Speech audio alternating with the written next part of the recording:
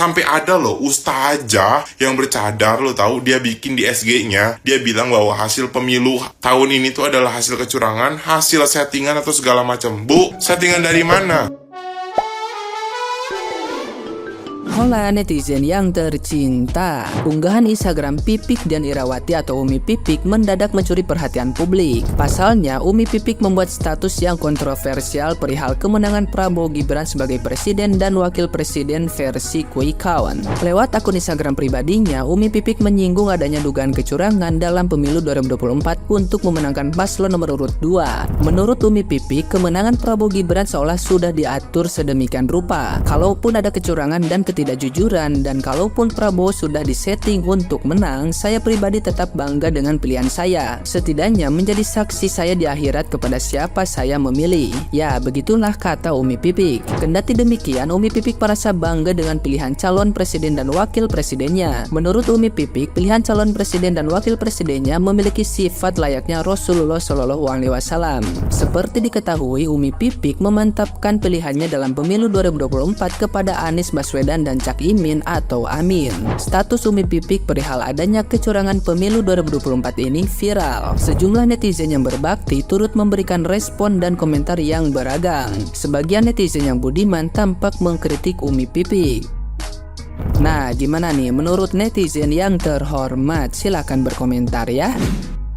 Dan terjadi lagi, Umi Pipik bilang seperti ini. Tersebut paslon 01 punya sifat seperti Rasulullah.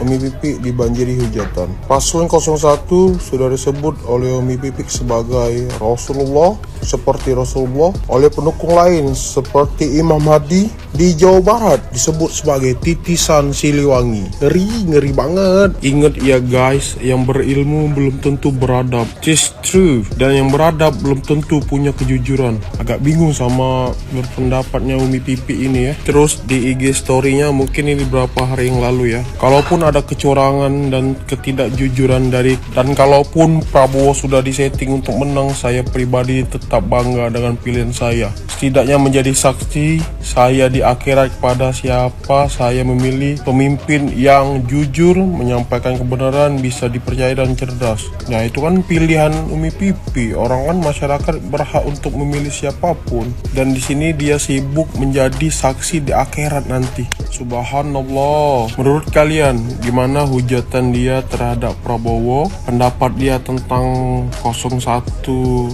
menyerupai Rasulullah? Aku nggak habis pikir lagi sih sebenarnya. Kalian bisa komen, mari kita diskusi ya. Guys, masih suka bingung ya dengan pendukung sebelah. Padahal dia seorang ustazah bercadar gitu kan. Tahu artinya apa yang namanya fitnah. Fitnah itu lebih kejam daripada pembunuhan ya. Settingan, nggak salah settingan. Hei, settingannya di mana? Ini orang se-Indonesia, rakyat se-Indonesia itu mencoblos, ngerti nggak ya? Ikut pemilu, nih dengerin ya. Ikut pemilu nyoblos, nih, tuh. Apanya yang disetting? Emangnya pemerintah bisa mengarahkan semua manusia di rakyat Indonesia ini diarahkan untuk satu paslon untuk nyoblos? Kan tidak. Semua paslon dapat suara gitu loh. Nggak sadarkah kalau seorang presiden itu hanya satu? Nggak mungkin tiga-tiganya menang. Harus ada salah satu paslon yang menang gitu loh. Kalau cuma bisa settingan satu paslon yang menang, yang ngapain negara ini buang-buang uang untuk pemilu? Emang pemilu itu nggak sedikit biaya. Mending untuk mensejahterakan rakyat duitnya. Kalau memang harus disetting, sudah salah satu aja yang menang. Ngapain capek-capek kita kampanye, ngapain kita pagi-pagi buta ke TPS nyoblos gitu loh. Ini saksinya rakyat Indonesia, se-Indonesia orang nyoblos. Belum para TKW dan TKI yang di luar negeri pun pada nyoblos. Apanya yang disetting?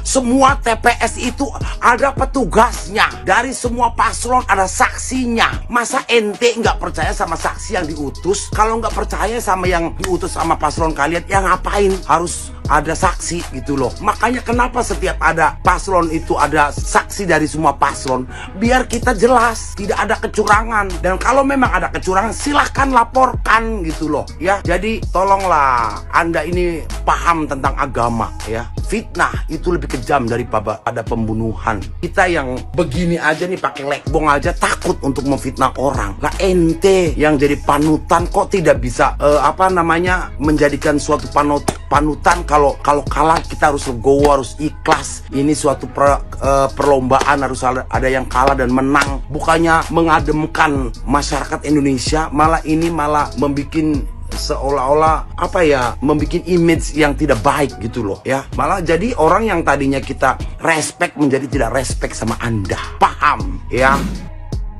Kampanye udah kelar, pemilu udah kelar. Terus sekarang mau ngegiring opini apa lagi? Kecurangan dalam pemilu? Udahlah, capek lah. Maksudnya gini, biarkan KPU yang menilai, kita giring aja semuanya, kita pantau semuanya. Kalau misalkan memang ada kecurangan, itu masih ada waktu sampai ke Oktober nanti. Udah nggak usah giring opini ini itu. Tunggu hasil dari KPU, baru kalau misalkan memang ada kejanggalan, ajukan ke MK. Simple. Be smart lah. Tolol anjing, kebanyakan nyawa buzzer.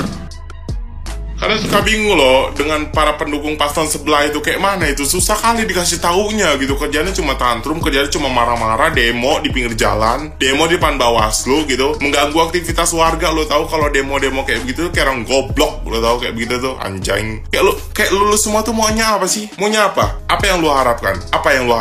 Lu mengharapkan Pak Prabowo itu mundur gitu, atau Pak Jokowi itu mundur gitu? Apa kayak mana? Lu tuh mengharapkan apa sih? Dan lu tuh semua tuh dijanjiin apa sih? Sampai ada loh ustazah yang bercadar, lo tahu, dia bikin di SG-nya, dia bilang bahwa hasil pemilu tahun ini tuh adalah hasil kecurangan, hasil settingan atau segala macam. Bu, settingan dari mana? Ibu ngerti agama, ibu taat agama, ibu ngerti soal fitnah. Fitnah itu lebih kejam daripada pembunuhan, tapi ibu sendiri menyebarkan fitnah, Bu. Nggak malu, Bu, kayak begitu. Nih gua kasih tahu ya, kalau kalian semua mendukung paslon yang kalian dukung dari agamanya saja, seseorang yang menjadi pemimpin itu tidak bisa dilihat dari agamanya saja. Orang yang taat agama belum tentu dia bisa memimpin negara ini. Tapi carilah pemimpin yang benar-benar mempunyai jiwa kepemimpinan, yang benar-benar jujur memikirkan rakyatnya, yang tidak pernah berkhianat kepada siapapun. Lu tahu paslon yang lu dukung nih sebelum dia mencalonkan diri sebagai capres, dia berkhianat kepada seseorang yang sudah pernah menolongnya. Dia juga berkhianat kepada salah satu partai. Lu pernah baca itu gak sih?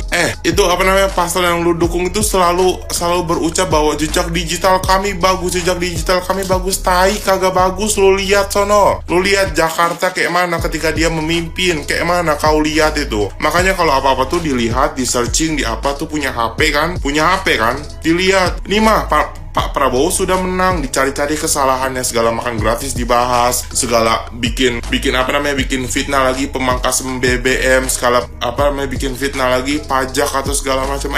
Siapa presidennya? Pajak itu bakalan naik, Bu. Dan lu juga semua nih para pendukung 1 dan 3 yang masih miskin gitu. Ketika nanti Pak Prabowo dilantik dan menjalankan program makan gratisnya, lu pada kalau menerima makan gratis, gue gaplok pala lu ya. Ayo, lu juga yang bakalan menerima manfaatnya, lu juga yang bakalan merasakan programnya Pak Prabowo itu. Kalau misalnya kalian semua tidak siap dengan pemerintahannya Pak Prabowo nanti, silakan keluar dari Indonesia. Jangan malu-maluin negara anjir dengan cara-cara demo kayak begitu tuh. Kayak gimana itu? Memecah belah persatuan Indonesia di sini tuh. Menurut saya sih orang-orang yang teriak-teriak curang pemilu itu hanya ada 2 kemungkinan. Yang pertama, mereka itu memang belum selesai kontrak. Kemudian yang kedua, seandainya pun sudah selesai kontrak dari paslon tertentu sampai tanggal 14 misalkan selesai kontrak ya kan, tapi mereka hanya ingin menunjukkan gimmick gitu loh, biar dinilai wah kerjanya bagus nih, totalitas meskipun sudah selesai kontraknya tapi masih terus bekerja, masih terus protes, biar gitu aja.